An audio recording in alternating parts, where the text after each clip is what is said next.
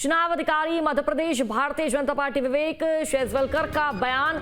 आज प्रदेश अध्यक्ष के चुनाव प्रक्रिया आज से शुरू हो जाएगी। प्रदेश अध्यक्ष के बाद राष्ट्रीय अध्यक्ष का चुनाव होगा। आपको बता दें 379 वोटर अध्यक्ष और राष्ट्रीय परिषद का चुनाव होगा, यानी कि नेशनल काउंसिल का चुनाव भी होना है। फॉर्म भरने के लिए वोटर होना जरूरी है। अगर सिंगल नाम भी आता है तो घोषणा कल ही होगी, ये जानकारी सामने आ रही है, यानी कि औपचारिक जो ऐलान है वो कल ही होगा। कल 11 बजे से शुरू होगी वोटिंग। चुनाव अधिकारी का ये कहना है, ये बड़ी जानकारी आप तक साझा कर दे। तो लगातार भारतीय जनता पार्टी के मध्य प्रदेश प्रदेश अध्यक्ष को लेकर जो कवायद है वो तेज होती नजर आ रही है। और इसके साथ ही आपको बता दें कि अब जो मध्य प्रदेश बीजेपी विवेक शेजवलकर का जो बयान है, जो कि चुनाव अधिकारी हैं, उनका बयान सामने आया है कि आज प्रदेश अध्यक्ष के चुनाव की जो प्रक्रिया है वो शुरू होगी। प्रदेश अध्यक्ष के बाद राष्ट्रीय अध्यक्ष का चुनाव भी होना है। 379 वोटर अध्यक्ष और राष्ट्रीय परिषद का चुनाव भी करेंगे। फॉर्म भरने के लिए वोटर होना जरूरी है, यानी कि आप अपने मतदान का इस्तेमाल करते हो, ऐसा जरूरी है अगर आप नामांकन की प्रक्रिया में शामिल हो रहे हैं तो। देश में जो संगठन पर्व 2024-25, तो मेरा मानना है कि आज इसका आखिरी चरण है। इसके बाद तो राष्ट्रीय अध्यक्ष का चुनाव होगा। सारी तैयारियां पूरी कर ली गई हैं। 4:30 बजे से नामांकन होगा।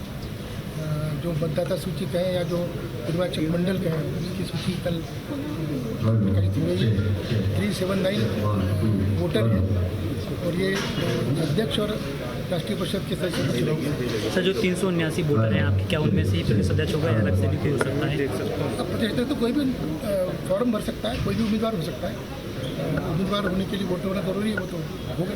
सर, अगर सिंगल नाम रहा तो क्या आज ही घोषणा हो जाएगी? देखिए, घोषणा तो कल ही होगी, क्योंकि प्रक्रिया तो कल समाप्त होगी, क्योंकि 11 बजे से समय रखा गया है वोटिंग का। अगर वोटिंग की नौबत नहीं आती है तो उस समय घोषणा हो जाएगी। नहीं सर, सवाल ये है कि 379 जो वोटर हैं, क्या उन्हीं में से कोई फॉर्म भर सकता है या कोई आप जाके? नहीं, उन्हीं में से भर सकता है। वोटर तो होना पड़ेगा ना, वोटर होना जरूरी है फॉर्म भरने का। तो बड़ी जानकारी आप तक साझा कर दे। देखिए, आज धर्मेंद्र प्रधान 4 बजे मध्य प्रदेश पहुंचेंगे, भोपाल पहुंचेंगे। 4:30 से 6:30 नामांकन की प्रक्रिया शुरू हो जाएगी और 6:30 से 7:30 नामांकन प्रक्रिया की जांच होगी और 7:30 से 8 नामांकन आप वापस ले सकेंगे और 8 बजे के बाद फैसला होगा, निर्णय लिया जाएगा कि मध्य प्रदेश की तरफ से भारतीय जनता पार्टी का जो प्रदेश अध्यक्ष है वो कौन होगा। नए प्रदेश अध्यक्ष का ऐलान हो सकता है और देखिए अब जानकारी ये सामने आ रही है कि कल ही नए प्रदेश अध्यक्ष का ऐलान होगा। हालांकि जानकारी ये भी थी कि 8 बजे के बाद कभी भी प्रदेश अध्यक्ष का ऐलान हो सकता है, लेकिन अब अपडेट ये कि कल ही 11 से 2 बजे के आसपास नए प्रदेश अध्यक्ष का औपचारिक रूप से ऐलान होगा। ज्यादा जानकारी साझा करेंगे संवाददाता अतुल हमारे साथ जुड़ चुके हैं। अतुल, देखिए नए प्रदेश अध्यक्ष को लेकर तैयारियां जोरों से चल रही है अतुल, और आज से नामांकन प्रक्रिया शुरू हो जाएगी और जानकारी ये भी थी कि शाम तक परिणाम आ सकता है कि भारतीय जनता पार्टी का नया प्रदेश अध्यक्ष एमपी का कौन बनेगा, लेकिन अब अपडेट ये कि कल ही इसका औपचारिक रूप से ऐलान होगा। फिलहाल क्या जानकारी है अतुल?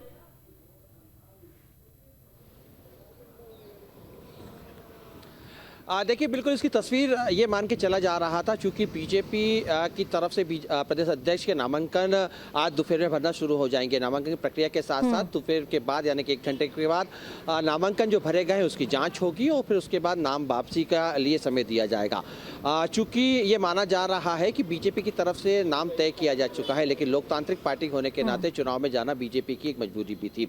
बहरहाल लेकिन ये तय किया जा रहा है, जो हमारे पास सूत्र बता रहे हैं कि हेमंत खंडेलवाल के नाम पर लगभग लग चुकी है। और अगर ऐसा जो सूत्र बता रहे हैं उसके मुताबिक अगर आगे का प्लान चलता है तो कहीं ना कहीं इस बात ये स्पष्ट हो जाएगा कि नामांकन वापसी के समय केवल एक ही फॉर्म बचेगा, वो हेमंत खंडेलवाल का रहेगा।